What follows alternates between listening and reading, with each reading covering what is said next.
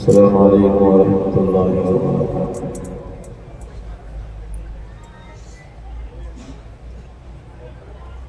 نحمده ونصلي على رسوله الكريم، أما بعد فأعوذ بالله من الشيطان الرجيم، بسم الله الرحمن الرحيم۔ ما آتاكم الرسول فخذوه وما نهاكم عنه فانتهوا، صدق الله العظيم۔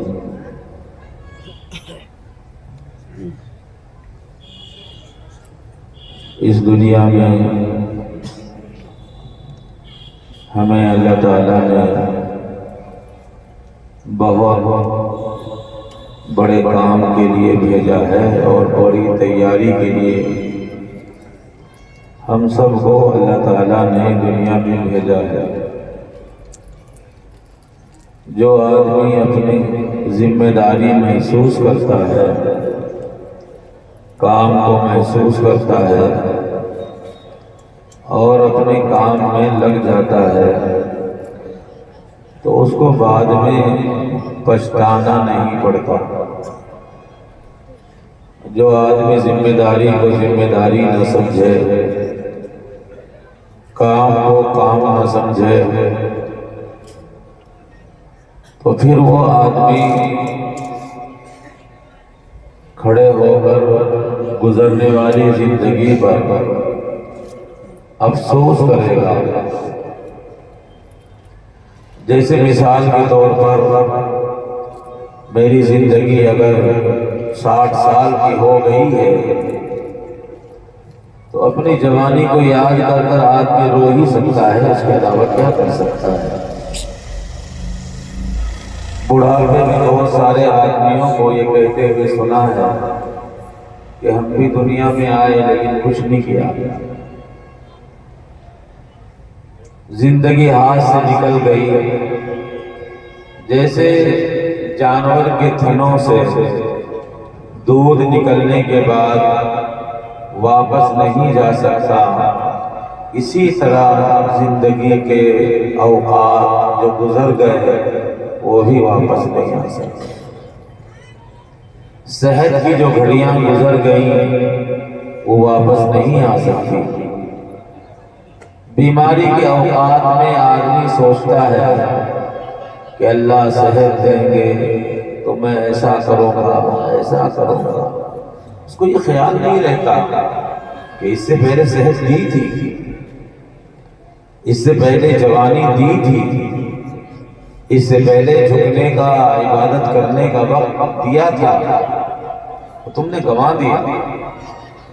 تم نے اس زندگی کا خیال نہ کیا، تم نے اپنی جوانی اور صحت کا استعمال صحیح نہیں کیا، جس کی وجہ سے آج پچھتانا پڑ رہا ہے، رونا پڑ رہا ہے، پریشان ہے۔ آپ نے دیکھا ہوگا مال ہونے کے باوجود بھی آدمی پریشان رہتا ہے۔ اس کی وجہ کیا ہے؟ اس کی وجہ یہ ہے کہ زندگی میں دین نہیں ہے۔ اولاد ہونے کے بعد بھی پریشان ہے، زمین اور جائیداد لگنے کے بعد بھی پریشان ہے۔ وجہ صرف یہ ہے کہ ایک رخ پر عمل ہوا اور اہم جو رخ تھا اللہ کو راضی کرنے کا، اس رخ کی طرف توجہ ہی نہیں گئی، تو آدمی افسوس کرتا ہے، پریشان رہتا ہے۔ تو اللہ تعالیٰ نے ہمیں جو زندگی دی ہے وہ اللہ تعالیٰ نے آنے والی زندگی کے لیے انمول تحفے کے طور پر ہم کو عطا فرمائی ہے۔ ابھی میں اسٹیج پر آئے ہوئے تھوڑی دیر ہوئی، مولانا مرسلین صاحب حضرت مولانا عاقب صاحب مدثر اللہ العالی کے تقریر کے اقتباسات کے بارے میں بتا رہے تھے۔ یہ جو مجمع بیٹھا ہے اکثر نمازیوں کا ہے، اکثر مسجد جانے والوں کا ہے، اکثر علماء سے ملنے والوں کا ہے، کہیں نہ کہیں علماء سے رابطہ ہے، علماء کے پاس اٹھنا بیٹھنا ہے یا ان کا ذہنی اعتبار سے دین کے ساتھ میل ملا ہوا ہے، اس کے علاوہ جو طبقہ اس طبقے سے زیادہ باہر ہے، دکانوں پر، روڈ پر، مسجدوں اور چوراہوں کے باہر، مدرسوں میں 2% بچے آتے ہیں اور اسکولوں میں ٹوٹل ملا دیا جائے اگر مشکل سے 15 سے 20% بچے یا لوگ دیندار مان لیجیے، 20% اس میں نمازی بھی ہیں، حاجی جی بھی ہیں، مولانا بھی ہیں، مفتی بھی ہیں، مدرسے والے بھی ہیں، جماعت والے بھی ہیں، دین سکھانے والی تنظیمیں، تحریکیں سب ہیں۔ 20% 20% کام اس وقت ہو رہا ہے اور 80% کام ابھی نہیں ہو رہا۔ کتنے مدرسے ہیں، کتنی جماعتوں کی نقل و حرکت ہے اور کتنے جلسے ہو رہے ہیں، یہ سب 20% کے اندر ہی گھوم رہا ہے۔ 80% سے نہ میری ملاقات ہے، 80% طبقے سے نہ آپ کی ملاقات ہے، 80% طبقے کے بارے میں نہ آپ نے سوچا ہے۔ قرآن کریم میں اللہ تعالیٰ نے ارشاد فرمایا ہے مَسَّتْهُمُ الْبَأْسَاءُ وَالضَّرَّاءُ وَزُلْزِلُوا، کہ ابھی یہ جو حالات آپ دیکھ رہے ہیں اور جو حالات آئے دن ہمارے اوپر چھا رہے ہیں، یہ تو باسا اور ذرہ ہے۔ میری بات کو بڑی توجہ سے آپ کو سننی پڑے گی۔ یہ تو ابتدائی حالات ہیں۔ قرآن جو آگے کہہ رہا ہے وَزُلْزِلُوا، کہ جب جھنجھوڑا جائے گا، جب جھنجھوڑا جائے گا تو اس وقت کیا حال ہوگا؟ اس وقت یہ حال ہوگا کہ جب آدمی کو جھنجھوڑا جائے گا، یہ جو 20% طبقہ ہے جس پر جماعت والوں کی محنت ہے، مدرسے والوں کی محنت ہے، تحریکوں کی محنت ہے، تنظیموں کی محنت ہے، بیانات کے ذریعے سے جو 20% طبقے کو بنایا گیا ہے، یہ ہو سکتا ہے کہ 20% طبقہ اپنے ایمان کی سلامتی، اپنے ایمان کو محفوظ رکھ سکے، لیکن سوال 20 کا نہیں ہے، سوال تو 80% کا ہے، جو نہ مسجد جاتے ہیں، نہ مدرسے آتے ہیں، نہ خانقاہ والوں سے تعلق ہے، نہ کسی اللہ والے کے پاس بیٹھنا ہے۔ وہی 80% طبقہ ہے جس 80% طبقے کو اس 20% طبقے نے پریشان کر رکھا ہے۔ کیا پریشان کر رکھا ہے؟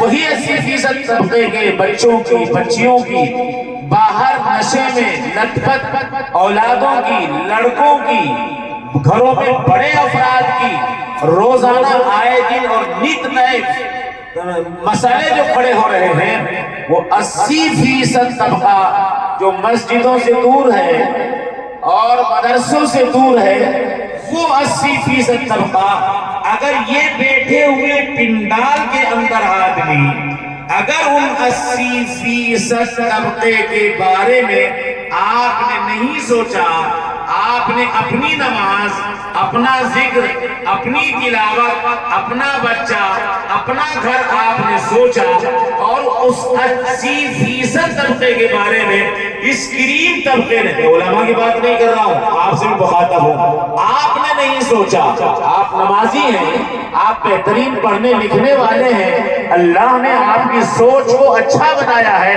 اگر آپ حضرات نے وہ 80% طبقہ جو باہر کی زندگی گزار رہا ہے، جن کے ہاتھوں میں کڑے ڈلے ہوئے ہیں اور جن کے پاؤں میں دھاگے بنے ہوئے ہیں اور جن کے کانوں میں سوراخ ہو کر بالیاں چلی گئی ہیں اور جن کے بالوں کی کٹنگ آپ کی کٹنگ سے بہت دور چلی گئی ہے اور جو سلام کا جواب دیتے ہوئے بار بار ان کو نیچے اوپر دیکھنا پڑتا ہے، اگر اس 80% طبقے کو ذہن میں، میری بات نہیں کر رہا ہوں کہ مجھے رکھنا ہے، مدرسے مدرسے والوں کی بات نہیں کر رہا ہوں کہ مدرسے والوں کو کرنا ہے، 80% طبقے کی فکر آپ کو کرنی ہے، 80% طبقے کی فکر آپ سب کو لینی ہے۔ وہ 80% طبقہ جو چوراہوں پر بیٹھ کر رات کو 12 بجے تک ماں گھر میں پریشان ہے، والد صاحب پریشان ہے، بیوی اس کی پریشان ہے، گھر اس کا موجود ہے لیکن گھر جہنم بنا ہوا ہے، والدہ اس کی موجود ہے، والدہ بیٹے سے پریشان ہے، وہ 80% طبقہ جو روڈوں پر گھوم رہا ہے، وہ 80% طبقہ جس طبقے کی وجہ سے یہ دن روزانہ ہمارے سامنے برے دن دیکھنے پڑ رہے ہیں، اگر آپ نے سب نے مل کر اس 80% طبقے کو اپنا ٹارگیٹ نہ بنایا، محنت کا میدان آپ نے اگر نہ بنایا، تو یاد رکھو میں جس گاؤں کا اور جس گھر کا ہوں، میری پرورش گھر میں نہیں ہوئی ہے، ہمارے گھر میں چھان اور جھونپڑی تھی، اور جب ایک جھونپڑی میں آگ لگتی تھی گاؤں میں تو سارے گاؤں والے بھاگ کر آیا کرتے تھے، کسی کے ہاتھ میں بالٹی ہوا کرتی تھی، کوئی اپنے ہاتھ میں کٹورا دال لے کے آیا کرتا تھا، کوئی اپنے ہاتھ میں کچھ لے کر آیا کرتا تھا کہ اس کی جھونپڑی میں آگ لگ چکی ہے، اگر اس جھونپڑی کی آگ نہ بجھائی گئی، اس چھپر کی آگ پر پانی ڈال کر وہی ختم نہ کیا گیا تو سارا گاؤں جھونپڑیوں کا ہے، اس سے لگ کر یہ آگ سارا گاؤں کو جلا دے گی اور ہر گھر کی جھونپڑی جلے گی اور سب کا چھپر جلے گا۔ یہ 20% طبقہ جو پنڈال کے اندر بیٹھا ہے اور اس جلسے کے باہر 80% طبقہ جو باہر گھوم رہا ہے، جو اس کرتے کو دیکھ کر بچہ ہمارا ہے، بھائی ہمارا ہے، مذاق اڑاتا ہے، میرے پائجامے کو اوپر ٹخنوں سے اونچا دیکھ کر میری طرف ہنستا ہے، نام کیا ہے؟ میرا نام تو عبدالصمد ہے، پھر تم ان کی داڑھی دیکھ کر تم ہنس رہے ہو، تم ان کے لباس کو دیکھ کر تم ہنس رہے ہو۔ میں یہ کہنا چاہ رہا ہوں آپ سے کہ وہ طبقہ جو ہمارے گھروں میں ہے، وہ طبقہ جو ہمارے گھروں میں پنپ رہا ہے، وہ ناسور کسی یہودی کے گھر میں نہیں پنپ رہا ہے، وہ ناسور کسی نصرانی کے گھر میں نہیں پنپ رہا ہے، یہ مسلمان کا گھر ہے کہ صبح کی اذان ہوئی ہے، فجر کی نماز کے لیے ایک باپ اپنے بچے کو نہیں اٹھاتا بلکہ خوب دیکھنے میں آتا ہے، تہجد گزار ہے ماشاءاللہ، 5 وقت نمازی ہے بابا جان، وہ صبح میں سویرے اٹھتے ہیں اور سویرے اٹھ کر آہستہ سے دروازہ کھول کر 80 سال کا بوڑھا ہے، مسجد میں آ کر بیٹھ جاتے ہیں، گرم پانی سے وضو کرتے ہیں اور اپنی یہاں بھرل کی یا کسی بھی جامع مسجد میں جا کر بیٹھ کر تہجد کی نماز پڑھتے ہیں، اللہ کے سامنے روتے اور دھوتے ہیں۔ نہیں، آپ نے فضائل اعمال میں، فضائل کے حلقوں میں بیٹھ کر حضرت شیخ نور اللہ برکتہ کی یہ حدیث بارہا سنی ہے۔ اللہ کے رسول صلی اللہ علیہ وسلم نے ارشاد فرمایا کہ اے مسلمانوں، اپنے گھروں کو قبرستان نہ بناؤ۔ آپ نے سنی ہے یہ حدیث، اپنے گھروں کو قبرستان نہ بناؤ۔ اگر سوال کر لیا جائے، اگر سوال کر لیا جائے، اگر معلوم کر لیا جائے، اگر آپ سے پوچھ لیا جائے، جب باپ اپنے بیٹے سے پوچھتا ہے آج خریداری کتنی ہوئی ہے، آج سامان کتنا بیچا ہے، کھیت میں کھار کہاں ڈالا ہے، کہاں نہیں ڈالا ہے، اگر معلوم کر لیا جائے اپنے گھر میں تہجد کی نماز آپ میں سے کون پڑھتا ہے، اپنے گھر میں اشراق کی نماز آپ میں سے کون پڑھتا ہے، اپنے گھر میں اوابین کی نماز کون پڑھتا ہے؟ ہمارے بچوں کو تو یہ بھی پتا نہیں ہے اوابین کی نماز کس وقت ہوتی ہے، چاش کی نماز کس وقت ہوتی ہے اور اشراق کی نماز کس وقت ہوتی ہے۔ بڑے میاں اٹھے میں اور تہجد کے وقت اٹھے، آرام سے دیکھا اس نے، رات کی گنوں کی ٹریلی تلوا کر بچہ دیر سے آیا تھا، 12:30 1 بجے آیا ہے، کھانا کھا کر لیٹا ہے، کل عید کی چھول میں گیا تھا، اگر اس کی رضائی کو دیکھا کہ ذرا سا رضائی کا حصہ کھلا ہوا ہے، بڑے میاں نمازی تو ہیں، بڑے میاں پرہیزگار تو ہیں، بڑے میاں تہجد گزار تو ہیں، بڑے میاں رونے دھونے والے تو ہیں، بڑے میاں اللہ والے تو بہت مشہور ہیں، لیکن جب دیکھا کہ بیٹا لیٹا ہوا ہے اور اس کا ذرا سا حصہ کھلا ہوا ہے، یہ بوڑھا नमाजी, ये बूढ़ा तहज्जुद गुजार, ये बूढ़ा हाजी भी है, ये उठता है अपने बच्चे को रजाई उड़ाकर और चारों तरफ से दबा कर जाता है। बच्चे को सर्दी लग रही होगी, ठंड लग रही होगी, और आहिस्ता से दरवाजा खोलकर मस्जिद में जाकर तहज्जुद पढ़ लेता है।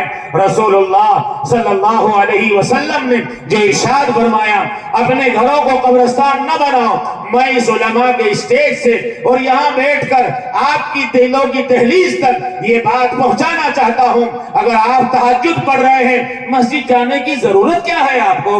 आप इशराक चलाश और बाबीर पढ़ रहे हैं, आपको मस्जिद जाने की जरूरत क्या है आपको?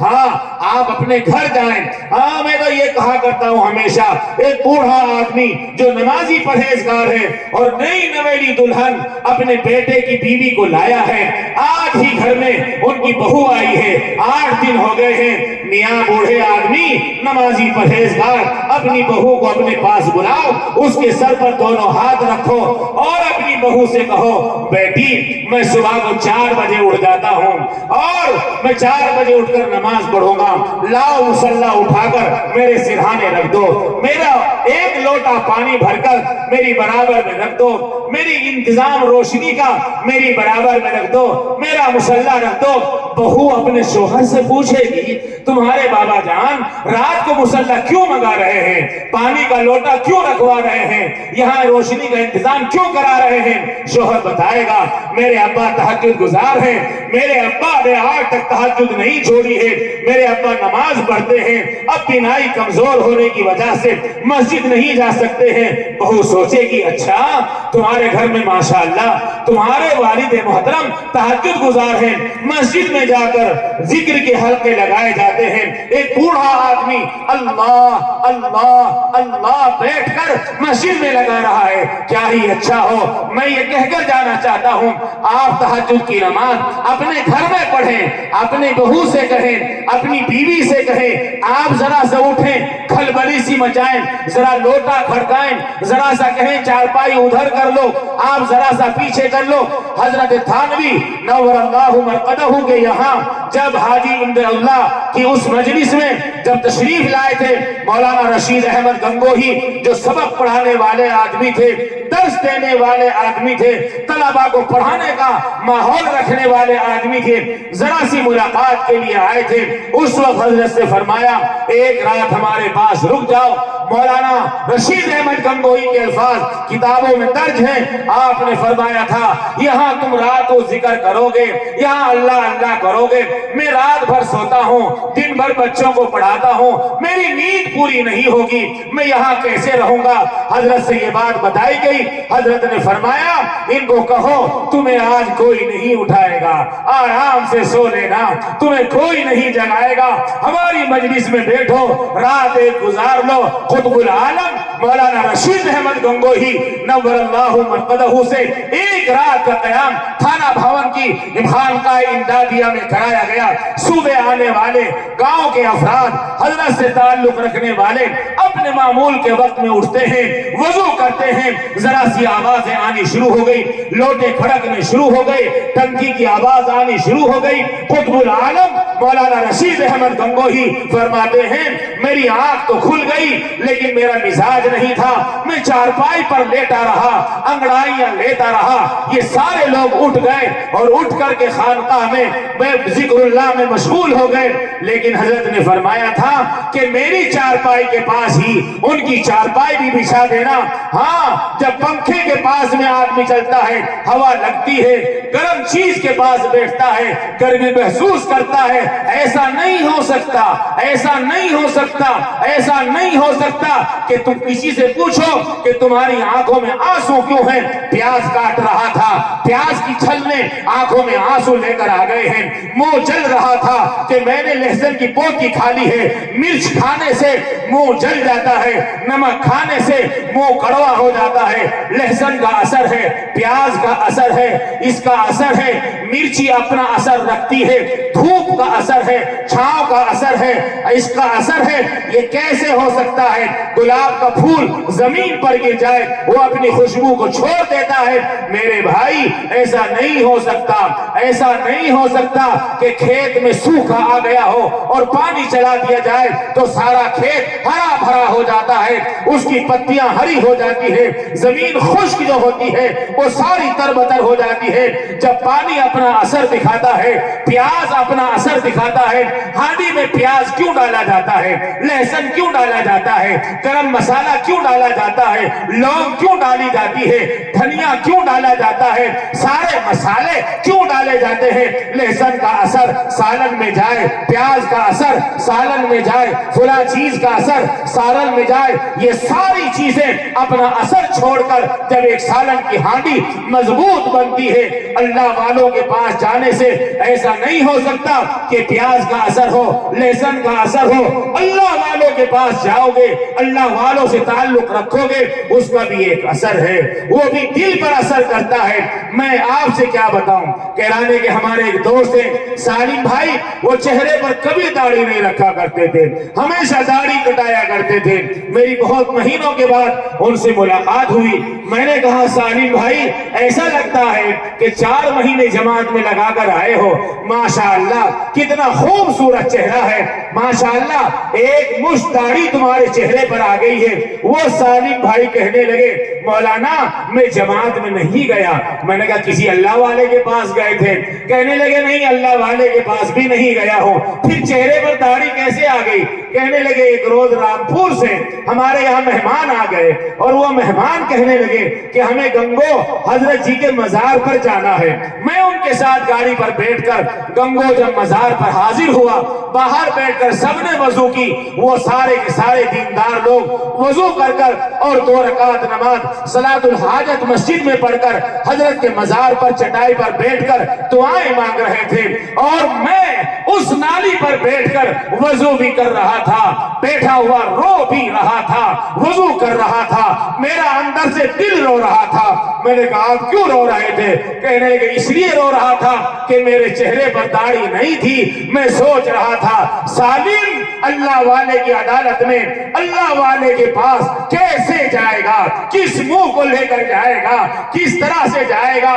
میں وضو کر رہا تھا اور وضو کرتے کرتے میرا دل اندر سے شرمندہ تھا، میں نے وہیں بیٹھ کر توبہ کر لی تھی، اور سچی پکی توبہ کرنے کے بعد پھر میں حضرت کے مزار پر نظریں جھکا کر کے جا کر ادب سے سلام کیا۔ اس روز کی وہ توبہ ہے، میرے چہرے پر داڑھی آ گئی ہے۔ بتاؤ تو صحیح آنے بیٹھنے والوں، اللہ والوں کا فیض قبر میں جانے کے بعد بھی اللہ والوں کا فیض جاری ہے، وہ اسی طرح سے برابر کر رہے ہیں۔ اسی طرح سے میں عرض کر رہا تھا ہمارا اگر تعلق اللہ والوں کے ساتھ رہے گا، ان کے ساتھ اٹھنا بیٹھنا رہے گا، ایسا ہرگز نہیں ہو سکتا۔ یہ جو 80% طبقہ ہمارا باہر گھوم رہا ہے اس کی کون فکر کرے گا؟ میں اپنے 20 بچوں کو لے کر، میں اعتراضاً نہیں کہہ رہا ہوں میرے بھائی، ہاتھ جوڑ کر کہہ رہا ہوں، اعتراضاً نہیں کر رہا ہوں، خیر خواہی ہے، خیر خواہی ہے، خیر خواہی ہے، خیر خواہی ہے۔ میرے پاس میرے 20 بچے ہیں، میں ان 20 کے چکر میں لگا ہوں، میرے پاس 500 بچے ہیں، میں ان 500 میں ہوں۔ باہر کیا ہو رہا ہے؟ باہر کیا ہے؟ امام صاحب کے پاس نماز پڑھنے آتے ہیں۔ قرآن کریم میں اللہ نے یہ نہیں فرمایا للمسجد اماما، بلکہ قرآن کریم میں اللہ نے صاف اور واضح طور پر اعلان فرمایا ہے للناس اماما، للناس اماما، کہ تم لوگوں کے امام ہو۔ تم ان کے امام نہیں ہو جو مسجد میں آئے، اور ان لوگوں کے امام نہیں ہو جو مسجد کے باہر رہتے ہیں۔ للناس اماما کے الفاظ آئے ہیں تو امام بھی ہم سب کو اور آپ سب بھی اس کے ذمہ دار ہیں۔ یہ جو آگ بے دینی کی لگی ہوئی ہے، یہ 80% طبقہ جو سلجھ رہا ہے، جھلس رہا ہے، حالات میں ڈول رہا ہے، حالات میں کھپ رہا ہے، حالات سے گھرا ہوا ہے، حالات میں پریشان ہے اور دین بھی نہیں جانتا، ان کے پاس نہ دنیا ہے نہ ان کے پاس دین ہے، آپ کے لیے ضروری ہے آپ کو اٹھنا پڑے گا، آپ کو ہی اٹھنا پڑے گا، آپ کو ہی اٹھنا پڑے گا اپنے گھر کو ماحول کو بنانے کے لیے۔ آپ میں سے اگر یہ سوال کر لیا جائے، آپ بیٹھے ہیں، بہت بڑی بات ہے، بچوں کو لے کر نہیں آئے ہیں، اولاد کو لے کر نہیں آئے ہیں، اپنی اولاد کو نہیں لا سکتے، اپنی اولاد کو اپنے سامنے مدرسے کے جلسے میں نہیں بٹھا سکتے، تو دوسروں کی اولاد کی کیسے فکر کر لو گے؟ اپنے گھر کو سدھارنے کے بارے میں ابھی نہیں سوچا ہے آپ نے، تو دوسروں کے گھروں کے متعلق آپ کے دماغ میں یہ بات کیسے آ جائے گی؟ پہلے آپ کو اپنے گھر پر توجہ رکھنی ہے، حالات پر نظر رکھنے ہیں۔ ہمارے اخلاق اگر اچھے ہو جائیں، ہماری عادتیں اگر اچھی ہو جائیں۔ اب سے تقریباً 10 سال پہلے ایک اخبار نکلتا ہے سیاست، اور ایک اخبار نکلتا ہے منصف، حیدرآباد کی سرزمین سے، اس میں ایک خبر شائع ہوئی تھی۔ ہم اپنی خدمت کے ذریعے سے، اپنے اخلاق کے ذریعے سے برادران وطن کو بھی اپنے قریب کرنے کی کوشش کریں۔ اخبار سیاست پہ یہ مضمون چھپا تھا، یہ رپورٹ آئی تھی کہ اس وقت اب سے تقریباً 10 یا 12 سال پہلے کا غالباً واقعہ ہے۔ اخبار میں لکھا تھا اس وقت بسوں کا گاؤں میں آنا، دیہات میں آنا، آپ کے گاؤں اور دیہات میں اب سے 10 سال پہلے پانی پت سے براہ راست اگر بس ہوگی بھی تو ایک صبح کو ہوگی، ایک شام کو ہوگی، ایک ہی بس تھی۔ گاؤں اور دیہات میں ایک بس آ رہی تھی۔ رات میں ایک بہن کے پیٹ میں درد ہوا، اور اتنا درد ہوا، وہاں برابر میں ہاسپٹل نہیں ہے، کوئی ڈاکٹر بھی نہیں ہے، کسی کو ہاتھ بھی نہیں دکھا سکتے۔ بہن کے پیٹ میں رات کو درد ہوا، ساری رات وہ اپنے درد کی وجہ سے کرا رہی تھی، اپنے درد میں کڑ رہی تھی، اپنے درد میں پریشان تھی۔ جب صبح ہوئی، اس نے دیکھا کہ بس کے آنے کا وقت ہو گیا۔ اس کا شوہر اپنی بیوی کو لے کر بس اسٹاپ پر، اپنی بیمار بیوی کو لے کر بس اسٹاپ پر آ کر رکا ہے، وہاں کھڑا ہو گیا۔ اس نے دیکھا کہ بس آئی ہے، اسکول کے بچوں سے بس کھچا کھچ بھری ہوئی ہے، پاؤں رکھنے کی جگہ نہیں ہے، چھت پر بھی بچے بیٹھے ہوئے ہیں، لیکن وہ مجبور تھا۔ اس کے بعد کوئی گاڑی بھی نہیں تھی، اس کے بعد کوئی بس بھی نہیں تھی۔ اس نے کہا ذرا سا راستہ دے دو، میں نیچے نہیں رہ سکتا، میری بیوی بیمار ہے، میری بیوی پریشان ہے۔ رات بھر یہ درد کی وجہ سے کرا رہی تھی، ایک پاؤں رکھنے کی جگہ ملی۔ وہ آہستہ سے اوپر چڑھتی ہے اور بس میں اوپر کا ڈنڈا پکڑ رہی ہے ہاتھ سے، اور بھیڑ میں کھڑی ہے، اور اس کے پیٹ میں اللہ نے بچہ دیا تھا، بچے کی پیدائش کا وقت تھا۔ وہ کیسا وقت ہوتا ہے یہ تو عورت ہی بتا سکتی ہے۔ اس کی موت اور زندگی کے درمیان میں وہ لڑ کھڑا رہتی ہے، موت کے قریب رہتی ہے، زندگی سے دور رہتی ہے۔ اسی لیے رسول اللہ صلی اللہ علیہ وسلم نے ارشاد فرمایا، اگر اپنے جسم کے چمڑے کو نکال کر اپنے ماں باپ کی چوٹیاں بنا دو گے، جب بھی ان کا حق ادا نہیں کر سکتے۔ ایک صحابی نے پوچھا تھا، یا رسول اللہ صلی اللہ علیہ وسلم، میں نے اپنی ماں کو اپنی کمر پر بٹھا کر 70 حج کرائے ہیں، کیا میں نے اس کا حق ادا کر دیا؟ آپ نے فرمایا نہیں، وہ ایک تمہاری پیدائش کے وقت میں جو اس کو ایک مرتبہ درد ہوا تھا، اس نے جو ایک مرتبہ آہ کی تھی، اس آہ کا بھی قرضہ اب تک نہیں چکا پائے ہو۔ وہ جوان بچہ اپنی بیوی کو لے کر بھر بس پہ کھڑا ہے، اس کا ہاتھ میں ڈنڈا پکڑ کر اس کی بیوی درد کی وجہ سے آہ کی آواز لگا رہی ہے، کراہ رہی ہے۔ پتھر دل انسان ہوتے ہیں، سیٹوں پر بیٹھے ہوئے جوان، سیٹوں پر بیٹھے ہوئے آدمی کسی کی مجبوری کا خیال نہیں کرتے ہیں، وہ سیٹوں پر بیٹھے ہیں، یہ پریشان ہے، اس کی آنکھوں سے آنسو ہیں۔ اس نے دیکھا برابر میں ایک داڑھی والا سفید آدمی، سفید اس کے چہرے پر داڑھی ہے، بوڑھا بھائی، بوڑھا آدمی بیٹھا ہوا ہے۔ اس نے دیکھا کہ یہ بہن پریشان ہے، اس کو تکلیف ہے، یہ بیمار ہے۔ یاد رکھو، کسی کے کام آیا کرو، تمہارے کوئی کام آئے گا، کسی کی اولاد کے کام آیا کرو، تمہاری اولاد کے کوئی کام آئے گا۔ آج اس کی اولاد اس کے باپ کی وجہ سے محروم ہے، کل ہو سکتا ہے میں دنیا سے چلا جاؤں، میری اولاد باپ کی وجہ سے محروم ہو جائے۔ آج اس کا بچہ ماں کی वजह से, माँ की ममता की वजह से महरूम है। हो सकता है कल मेरी बीवी दुनिया से चली जाए, मेरा बच्चा गली में खड़ा रहे। इसीलिए आपने इरशाद फरमाया, यतीम बच्चों के सरों पर हाथ रखा करो। अरे बाप के मरने वाले, माँ के मरने वाले के बच्चों के सरों पर हाथ रखा करो। अपनी जबान से कोई अल्फाज कह दिया करो। अगर तुमने किसी के बच्चे के सर पर हाथ रखा, उसकी दिलदारी फरमाई, हो सकता है कल आने वाला दिन तुम्हारे बच्चे यतीम हो, तुम्हारे बच्चे मिस्कीन हो, ये साया तुम्हारे बच्चों के ऊपर जाकर गिरेगा। ये शख्स अपनी ऊपर से सीढ़ी पकड़कर अपनी बीवी के हाथ में डंडा देकर करा रही है, आंसू से आंसू टपक कर नीचे गिर रहे हैं। पत्थर दिल होते हैं इंसान, पत्थर दिल होते हैं इंसान। वो बैठे हैं और कोई सिद्ध नहीं दे रहा है। एक बूढ़ा आदमी बराबर में बैठा था, उसने कहा, ऐसा महसूस होता है कि आपकी तबीयत खराब है, मैं उठ जाता हूं, आप बैठ जाइए। वो बहन उस कुर्सी पर, वहां सीट पर बैठ गई। थोड़ी देर के बाद आगे से टिकट देता हुआ सामने से कंडक्टर आया। कंडक्टर ने टिकट काटना चाहा, उस बच्चे से कहा, लाओ कहां जाना है? उसने बताया, फुला हॉस्पिटल जाना है, चौराहे पर गाड़ी रोक देना, मेरी बीवी बीमार है, मुझे वहां दिखाना है। कंडक्टर साहब ने उससे कहा, किराया दो उस गरीब के पास, उस मजदूर के पास, उस परेशान हाल गांव के बच्चे के पास। इसलिए कि हॉस्पिटल में 1 रुपये की पर्ची कटती है और इलाज फ्री होता था। उस गरीब के पास 20 का एक ही नोट था, उसने अंदर से 20 का नोट निकाला, कंडक्टर के हवाले किया। कंडक्टर ने अपनी आदत के मुताबिक उस नोट को देखा, नोट बीच में से फटा हुआ था, चिपका हुआ था। वो कंडक्टर कहता है, ये नोट नहीं चलेगा, ये नोट नहीं चलेगा, दूसरा नोट लाओ। वो बच्चा कहता है, मेरे पास दूसरे पैसे नहीं है, मेरे पास दूसरा नोट नहीं है। बैठने वालों, कितनी तकरीरें सुन ली मैंने, कितनी तकरीरें सुन ली आपने, कितने जलसे कर लिए। 60 साल की उम्र हो गई, 80 साल की उम्र हो गई, 50 जलसे तो हो गए होंगे, 60 जलसे तो हो गए होंगे, 120 तकरीरें तो सुन ली होंगी, कितनी तालीमें सुन ली होंगी। इसी को मौलाना आकिब साहब कह रहे थे, उठ जाओ और अमल के लिए तैयार हो जाओ, उठ जाओ सच्चाई के लिए तैयार हो जाओ, उठ जाओ आंखों की हिफाजत के लिए तैयार हो जाओ, उठ जाओ गलियों में काम करने के लिए। क्यों कहा गया? रसूलुल्लाह सल्लल्लाहु अलैहि वसल्लम को कुरान बता रहा है, आपको शायर कहा गया, आपको मजनू कहा गया, आपको साहिर कहा गया, आपको कज़्ज़ाब कहा गया। ये हैसियत कब वाक़ई होगी, ये इल्जाम कब लगेगा?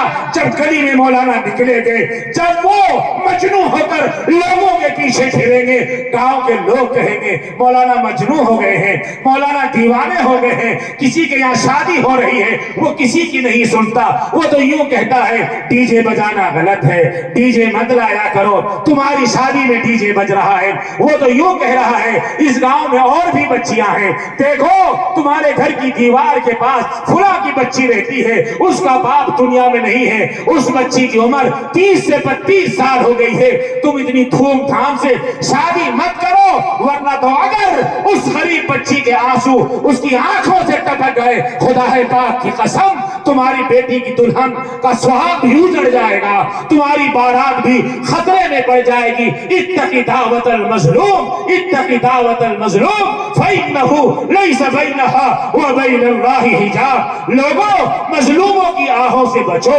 मजलूमों की बद्दुआ से बचो, मजलूमों की आहटों से बचो।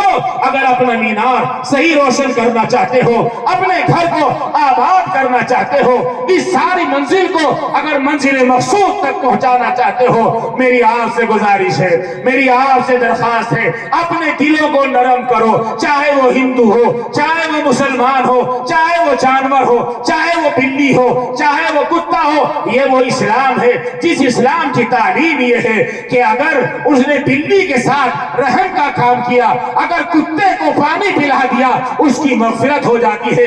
मैंने तो नहीं पढ़ा वहां जहां ये वाक़या लिखा है कि नमाज पढ़ने की वजह से भूखे कुत्ते को, प्यासे कुत्ते को पानी पिलाने की वजह से अल्लाह ने मगफिरत फरमा दी है। कहां गए मुसलमान, कहां गए मुसलमान, कहां गए मुसलमान के गजबे में लड़ाइयां हो रही हैं और सर काटे जा रहे हैं और औरतें बेवा हो रही हैं और बच्चे यतीम हो रहे हैं। और एक ने कहा पानी की प्यास लगी है, पानी की प्यास लगी है। उनके चचा का लड़का पानी लेकर जाता है, बराबर में लेटा हुआ मैं मुसलमानों की बातें कर रहा हूं, मैं ईमान वालों की बातें कर रहा हूं, बराबर में लेटा हुआ दूसरा मुसलमान कहता है अल-अतश अल-अतश अल-अतश, ओ पानी लाने वाले मैं भी प्यासा हूं। ये पहला प्यासा कहता है मुझे छोड़ दो, पहले उसको पानी पिला दो। जब वो वहां कटोरा लेकर जाता है, तीसरे से आवाज आती है मैं भी प्यासा हूं, मुझे भी पानी पिला दो। ये दूसरे वाला कहता है मुझे छोड़ दो, उसको पानी पिला दो। यहां से जब ये तीसरे के पास पहुंचता है, जाकर देखा वो दुनिया से जा चुका था, वापस लौट कर आया, दूसरा भी मर चुका था। जब पहले के पास आया, तीसरा भी जा चुका था। ये वो इस्लाम है जिस इस्लाम की बाउंड्री में मैं रहता हूं, जिस इस्लाम की बाउंड्री में आप रहते हैं। ये वो इस्लाम है जिस इस्लाम को समझने के लिए ये जलसा किया गया है। ये वो इस्लाम है जिस मदरसे के जलसे को, जिस इस्लाम को समझाने के लिए इस दारुल की बिल्डिंग को तामीर किया है। ये वो इस्लाम है। आपने नहीं सुना है, आपने नहीं सुना है, आपने नहीं सुना है, सुना तो है, याद नहीं है। मेरे लिए भी दुआ करें। हर मोहताज है कि एक शख्स ने अपने घर में जानवर काटा और अपने घर से बकरे की एक सीधी, मैं मुसलमानों की तो बात कर रहा हूं, अपनी ही तो बात कर रहा हूं। ये पैगाम लाओ सारी दुनिया के सामने, ये पैगाम फैलाओ सारे हमारे भाइयों के सामने, सारी खैर मुस्लिमों को, सारे हिंदुओं को बताओ इस्लाम दहशतगर्द नहीं होता है, इस्लाम दहशतगर्द नहीं होता है। स्पेन का वाकया मेरे याद आ जाता है, जब स्पेन के अंदर से मुसलमानों को खत्म कर दिया गया था, उनको जीरो कर दिया गया था, तहस नहस कर दिया गया था। एक भी मुसलमान हुकूमत की नजर में उस स्पेन पूरे मुल्क में कोई नहीं था। तो उस वक्त की वहां की हुकूमत ने ये लाबी खोली और देखना चाहा। वो कहने लगे सीआईडी लगाया जाए, अंदर से सोराख लगाया जाए, कहीं ऐसा ना हो कि अभी हमारे मुसलमान हमारे इस मुल्क में लुके छुपे अभी भी कोई मुसलमान है या नहीं है, या सब खत्म कर दिए गए। उन्होंने सोचा कैसे पता लगाया जाए, कैसे मालूम किया जाए कि अभी मुल्क में मुसलमान है।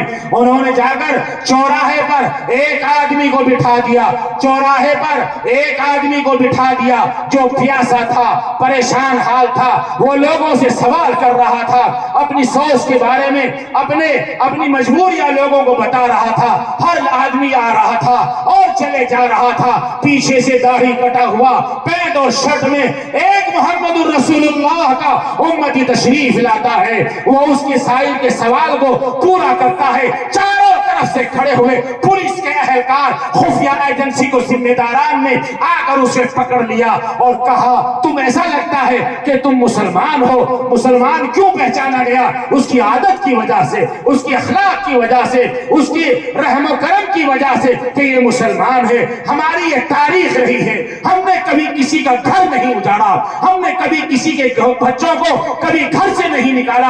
हम अपनी जान देना जानते हैं, हम अपना मिटाना जानते हैं। ये वो कौम है जो सबके लिए जान दे रही है। मेरे भाई आपको भी उठना पड़ेगा। वो एक सिद्धि गोश्त की चलती है और एक सिला, एक घर जाता है, दूसरे घर जाता है, तीसरे घर जाता है, चारवें घर जाता है, पांचवें घर जाता है, छठे घर जाता है, सातवां घर घूमकर फिर पहले घर आता है। कहां से आ रहा है? क्यों नहीं रखा? क्यों आगे भेजा? उस घर वाले ने सोचा उसके यहाँ मजबूरी है, उसके यहाँ दे दो। दूसरे ने सोचा उसके यहाँ मजबूरी है, उसको दे दो। कहां कहां तक वाकयात बताए जाए। ग़ज़वाए बद्र का वाकया है, आखिरी बात ग़ज़वाए बद्र का वाकया है। है रसूलुल्लाह सल्लल्लाहु अलैहि वसल्लम की मजलिस में कैदियों को पकड़ कर लाया गया। ये वो कैदी है जो मुसलमानों की जान के दुश्मन थे, ये वो कैदी है जो मुसलमानों को सफाए हस्ती से खत्म करना चाहते थे, ये वो कैदी हैं जो मुसलमानों का इस दुनिया पर से मिटाना चाहते थे, वो वहां से पकड़ कर लाए गए हैं। आज आखिरी है, शाम का वक्त है, रसूलुल्लाह की मजलिस है। आपने फरमाया मेरी बात को ध्यान से सुनो, अपने और मेरे दिल के लिए भी दुआ करो, ए अल्लाह इस सख्त दिल को बदल दे, वो इस्लाम लोगों के सामने पेश करने की तौफीक अता फरमा। यहाँ सारे के सारे भाई बैठे हुए हैं, यहाँ कैदियों को पकड़कर लाया गया है और कैदी बैठे हैं। आपने फरमाया इनकी मेहमान नवाजी कौन करेगा? आपने फरमाया इनकी मेहमान नवाजी कौन करेगा? इनको खाना कौन है? ये हमारी गर्दनें उतारने आए थे। कौन है ये? हमारे बच्चों को यतीम करने आए थे। कौन है ये? हमारी औरतों को बेवा करने आए थे, हमारे घरों पर कब्जा करने आए थे। जब हमने इनको पकड़ लिया, रात में हमारी तारीख बताती है, तुम भी ऐसा काम कर गुजरो, तुम भी ऐसा मिशन लेकर के चलो। रास्ते में चलने वाली हवाएं रुखों से बदली हुई है, उन सारी हवाओं का रुख अगर सही करना है, अखलाक को अपनाना पड़ेगा। आपने पूछा इनको खाना कौन खिलाएगा, अपने घर में कौन सुलाएगा? एक सहाबी उठते हैं, या रसूल अल्लाह सल्लल्लाहु अलैहि वसल्लम, मैं अपने घर ले जाऊंगा। रात को उस काफिर को, मुशरिक को अपने घर लेकर गए। बीवी से जाकर कहा घर में खाने के लिए कुछ है? कहा घर में खाने के लिए तो ज्यादा नहीं है, हाँ रोटी है, इतनी रोटी है जिससे एक आदमी का पेट भर सकता है। फरमाया दस्तरखान बिछाओ, मेजबान को बैठे, मेहमान बैठे और अपनी बीवी से कहा हमारे यहाँ दरख्त के सूखे पत्ते जो हमारे आंगन में पड़े हुए हैं, हमारे सहन में पड़े हुए हैं, रोटी भी लाकर रखो और सूखे हुए पत्ते भी ला करके रखो। वो सूखे पत्ते भी वहां दस्तरखान पर रखे हैं, रोटी भी रखी है, लाइट जली हुई है। मेजबान मुसलमान ईमान वाला भाई उस अपने दोस्त से कहता है जिसको जंग से पकड़ कर लाए हैं, उस जान के दुश्मन से मुसलमान कहता है उठो भाई खाना खाओ, तुम सुबह लड़ने के लिए आए थे, तुम बहुत भूखे होगे, आओ उठो खाना खा लो। ये गैर मुस्लिम, ये हमारा हिंदू भाई दस्तरखान पर बैठकर रोटियां खाता है। इतनी रोटी नहीं है कि घर वाला भी रोटी खा ले, वो देखता रहा, सारी रोटियां वो भूखा था उसने खा ली। और ये मुसलमान सहाबी उस दस्तरखान पर से सूखे हुए पत्तों को उठाते थे, अपने मुंह में डालते थे और चबाते थे और पानी के घूंट भी लिया करते थे। अपने पत्ते चबाकर अपने पेट को इस कदर खड़ा कर दिया कि सुबह तक जान बाकी रहे। अगला दिन आता है, अगला दिन दस्तरखान बिछता है। फिर बीवी से कहा जितना आटा है रोटी बना करके दे दो, मेहमान खा लेगा। आज फिर रोटी लगाई गई है, लाइटें जली हुई है। मेहमान से उसने कहा, उस गैर मुस्लिम भाई से कहा हमारे यहाँ आटा कम था, रोटियां नहीं बनी है, आज ये रोटियां आप खा लो। वो जो कैद में आया था, जिसको पकड़ कर लाए थे, आज की अदालत, आज की पुलिस, आज का कानून तो अगर पकड़ कर लाता है जेल की सलाखों के पीछे डालता है। हर आदमी अपने अंजाम की लेने की, हर आदमी बदला लेने की भावनाएं रखता है। माफ करो, माफ करो, माफ करो, माफ करो। पता चलेगा मुसलमानों का ईमान, इनका इस्लाम तो माफी का ऐलान कहता है। आपने इरशाद फरमाया था जब आपने मक्के को फतह कर लिया था और आप मक्के की सरजमीन पर आप तशरीफ ला रहे थे, आप सवारी पर बैठे हुए थे। तारीख पढ़ो उसकी जिसके सदके में जमीन बनी, तारीख पढ़ो उसकी जिसके सदके में आसमान चांद और सूरज बना है। जब वो मक्के की सरजमीन पर फातिहाना तौर पर दाखिल हो रहे हैं, आपका ये चेहरा ऊंट के कोहान से लगा जा रहा था, अल्लाह का शुक्र अदा कर रहे थे। आपने इरशाद फरमाया था आज सबकी गलतियां माफ कर दो, आज मैंने सबको छोड़ दिया, जिन्होंने हमें सताया है उनको माफ कर दो, उनको छोड़ दो, आज सब आजाद है। ये तारीख है हमारी। दूसरे दिन भी वो दस्तरखान पर बैठकर खाना खाते हैं। मुसलमान सहाबी अपने दस्तरखान पर से सूखे पत्ते चबाकर अपना पेट भरते हैं। अब तीसरा दिन आता है, दस्तरखान पर अभी पत्ते रखे हुए हैं, एक रोटी है। इस मुसलमान सहाबी ने उस आने वाले भाई से कहा हमारे यहाँ आज आटा इतना कम था, एक ही रोटी बन पाई है। मैं आपकी बात अच्छी तरह से मेहमान नवाजी नहीं कर सका, आप ये रोटी खा ले। सुनो, उस रोज वो गिरफ्तार होने वाले कैदी कहता है, ऐ मुसलमान, ऐ ईमान के पढ़ने जानने वाले, हम तो आपकी जान लेने आए थे, आपके बच्चों को यतीम और औरतों को बेवा करने आए थे, आपकी गर्दनों को आपके सर से जुदा करने आए थे। ऐ मुसलमान भाइयों, हमें नहीं पता था तुम्हारी तारीख ये है, तुम्हारा इस्लाम ये है, तुम्हारा मजहब ये सिखाता है। आज मेरी बात सुन, मैंने परसों रोटी खाई, तुम पत्ते चबाते रहे, मैंने कल रोटी खाई, मेरी आंखों के सामने तुम पत्ते चबाते रहे। आज मैं रोटी नहीं खाऊंगा, आप पत्ते नहीं चबाएंगे, पहले आप मुझे मुहम्मदुर रसूलुल्लाह सल्लल्लाहु अलैहि वसल्लम की बारगाह में लेकर के चले। वो इस्लाम, वो ईमान मेरे अंदर भी लगाए, जिस ईमान की चाशनी और रोशनी तुम्हारी रग और रेशे के अंदर घूम रही है, दौड़ रही है। आज पत्ते मैं चबाऊंगा, रोटी तुम खाना। ये तारीख है हमारी, ये हमारा कर्तव्य है, ये हमारा फैल है, ये हमारा काम है, ये तारुफ कराना है इस सारी दुनिया को। अगर तुम सारे ऐसे हो जाओ, पानीपत की कोर्ट में जो मुकदमे चल रहे हैं और यहाँ की पुलिस स्टेशन में जो तुम्हारे केस दर्ज हैं, और सुबह को तुम जाओ और जाकर के कहो ये दुनिया फानी है, यहाँ का आना जाना है, मेरी नाक बड़ी नहीं होगी, मैं बहुत छोटा हो जाऊंगा। मैं यही करीब के एक मुकदमे में बीच में मौजूद था, जिसमें मौलाना आकिल साहब, मौलाना ज़हूर अहमद साहब, अल्लाह उनकी कब्र को नूर से मुनव्वर फरमाए, मेरे अच्छी तरह याद है जब पानीपत की इस कोर्ट के अंदर में मौजूद था, वहां कुछ अफराद चाह रहे थे फैसला ना हो, एक सख्त लफ्ज भी कहा था। मैंने उनसे कहा था, मैं उस्तादों का भेजा हुआ नुमाइंदा हूं, यहाँ फैसला लिख दें, जो होगा ये तमाम उलमा उस काम को मानने के लिए तैयार हैं। फैसला हो गया है। मेरी आपसे गुजारिश है, तुम दुनिया वालों को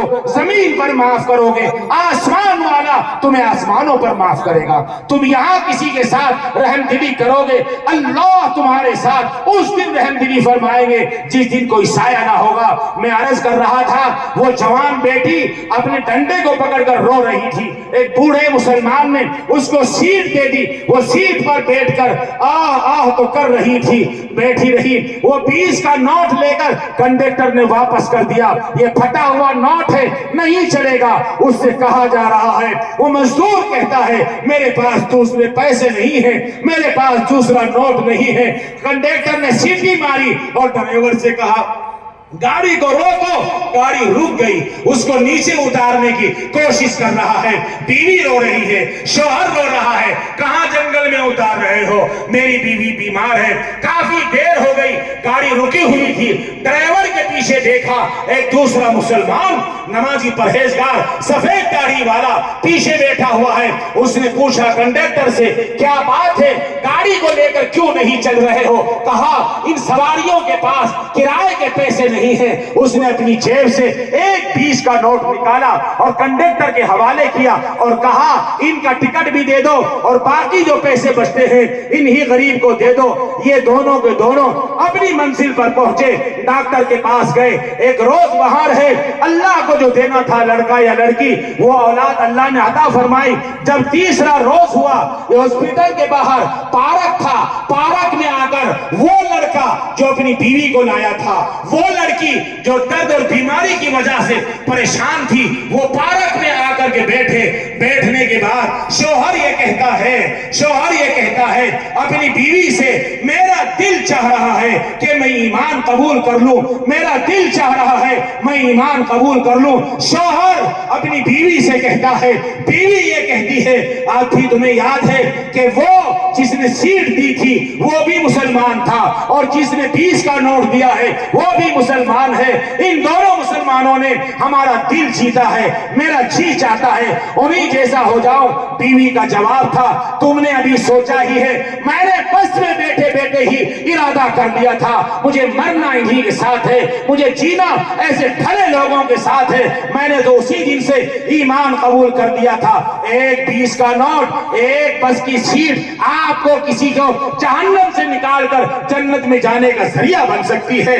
जहन्नम में میں سے نکال کر جنت میں جانے کا ذریعہ بن سکتی ہے۔ میری تمام لوگوں سے گزارش ہے، 80% جو باہر طبقہ گھوم رہا ہے، 80% جو میرا بھائی بے نمازی ہے، 80% جو گھروں میں سو رہے ہیں، مجھے بتاؤ تو صحیح کہاں سے لاؤ گے، کیسے پورتی کرو گے، کیسے پورتی کرو گے کہ جیسے ایک بے نمازی کی نحوست آپ روزانہ سنتے ہیں، 80 گھروں پر، 160 گھروں پر، پورے محلے پر ایک بے نمازی کی نحوست پڑتی ہے۔ غالباً شیخ عبد القادر جیلانی نور اللہ مقدہ کا واقعہ ہے، حضرت والا کی خدمت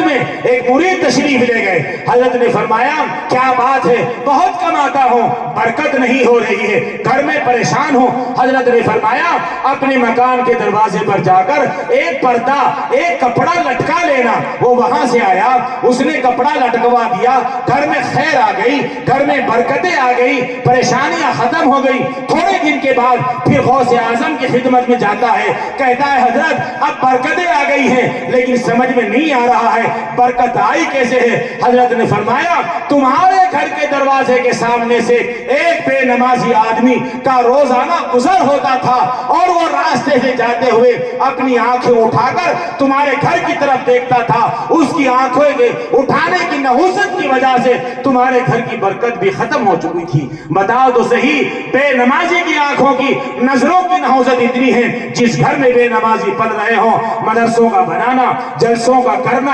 علماء کا یہاں آنا، تمہارے بچوں کا پڑھانا، یہ سارا اسی لیے ہے کہ دنیا میں اب جو ہو رہا ہے، بازار میں جو ڈنڈی ماری جا رہی ہے، اور گھروں کی چھتوں پر جو گناہ ہو رہے ہیں، اور جنگلوں میں جو گناہوں کے اڈے کھلے ہوئے ہیں، اور بیٹھکوں کو آپ نے گناہوں کے اڈے بنا لیے ہیں، آپ سے ہاتھ جوڑ کر عرض کیا جاتا ہے زندگی بڑی مختصر ہے، کب کہاں کس وقت اس کی شام ہو جائے، کب زندگی کے سانس ٹوٹ جائیں، اور کب لوگ نہلا دھلا کر جنازے کی چارپائی اٹھا کر اس خاموش دنیا میں، اس خاموش بیابان جنگل میں چھوڑ کر آ جائیں، جہاں نہ بیوی آئے گی نہ بچے آئیں گے۔ اس کی تیاری کے لیے یہ اجلاس کیا گیا ہے، اس کی تیاری کے لیے آپ کو بلایا گیا ہے۔ یہ جتنے جوان یہاں بیٹھے ہیں، میرے تمام جوانوں سے گزارش ہے، اصل آخرت ہے، آخرت بنانے کے لیے آئے ہیں۔ مجھے امید ہے کہ آپ اس کی طرف توجہ دیں گے اور دھیان دیں گے۔ اللہ تعالیٰ اس مدرسے کو بھی آباد رکھے، اور اس میں کام کرنے والے لوگوں کو اور اس کا تعاون کرنے والے لوگوں کو اللہ ان کو بھی آباد رکھے، اللہ ہمیشہ خوش رکھے۔ تمہاری تجارتوں میں، تمہارے کھیتوں اور کھلیانوں میں اللہ خوب برکت عطا فرمائے۔ اللہ صبح قیامت تک اس مدرسے کا فیض جاری و ساری فرمائے، اور ساری دنیا کے اندر عام و تام فرمائے۔ شمع بجھ کر بھی جل سکتی ہے، کشتی طوفان سے نکل سکتی ہے، اور علامہ اقبال کا دوسرا شعر بھی ہے، منزلیں کیا ہیں راستہ کیا ہے، منزلیں کیا ہیں راستہ کیا ہے، حوصلہ ہو تو فاصلہ کیا ہے، شمع بجھ کر بھی جل سکتی ہے، کشتی طوفان سے نکل سکتی ہے، مایوس نہ ہو حالات سے، مایوس نہ ہو حالات سے، شمع بجھ کر بھی جل سکتی ہے، کشتی طوفان سے نکل سکتی ہے، مایوس نہ ہو، ارادہ نہ بدل، تقدیر کسی وقت بھی بدل سکتی ہے۔ مجھے نہیں معلوم تھا کہ میرے پیچھے حضرت مولانا مفتی محمد طیب صاحب، نوجوان صالح عالم دین، جن کی علمی گفتگو کا شہرہ ہے، اللہ تعالیٰ ان کی عمر دراز فرمائے۔ میں نے اچانک دیکھ لیا، اللہ تعالیٰ ان کے آنے کو بھی قبول فرمائے، اور آپ کے بیٹھنے کو بھی قبول فرمائے۔ وَمَا ذَلِكَ عَلَى اللَّهِ بِعَزِيزٍ۔ حضرت والا جیسے مفتی مرسلین صاحب نے بھی اعلان کیا تھا، مولانا نے، یہ برابر میں بیٹھے ہوئے ہیں۔ ابھی مولانا ذیشان صاحب بتا رہے تھے کہ آپ نے مدرسے کا تعاون گاؤں والوں نے، آپ نے بہت زیادہ دل کھول کر کیا ہے۔ اللہ تعالیٰ آپ کے تعاون فرمانے کو خوب قبول فرمائے، اللہ تعالیٰ خوب قبول فرمائے۔ اگر اسی طرح سے جو الفاظ مولانا ذیشان صاحب نے آپ کے بارے میں نقل کیے ہیں، یہی رانا مزرے کی زمین پر ایک بار شاید تبلیغی اجتماع ہو رہا تھا اسی علاقے میں، مولانا محمد عمر صاحب پالن پوری کا ایک لفظ بتا دیتا ہوں۔ آپ نے اپنی تقریر کے دوران یہ فرمایا تھا کہ ہم لوگ زکوٰۃ وصول کرنے کے لیے لوگوں کے دروازوں تک جاتے ہیں۔ یہ الفاظ مولانا محمد عمر صاحب پالن پوری کے ہیں۔ آپ نے فرمایا تھا ہم پیسہ لینے کے لیے لوگوں کے دروازوں تک جاتے ہیں۔ وہ کہہ رہے تھے یوں، لوگوں کو دین سمجھا دو، لوگوں کو دین سمجھا دو، یہ اپنی زکوٰۃ لے کر تمہارے پاس خود آئیں گے۔ یہ اپنا کام لے کر تمہارے پاس آئیں گے۔ مولانا ذیشان صاحب مدثر اللہ العالی نے آپ کے تعلق سے بڑے اچھے الفاظ نقل کیے ہیں۔ اللہ گاؤں والوں کو اور علاقے والوں کو ہمیشہ خوش رکھے، اللہ اس مدرسے کو بھی آباد فرمائے۔ جن حضرات کو مدرسے کا تعاون کرنا ہے وہ برابر سے آگر تعاون کرتے ہوئے جائیں۔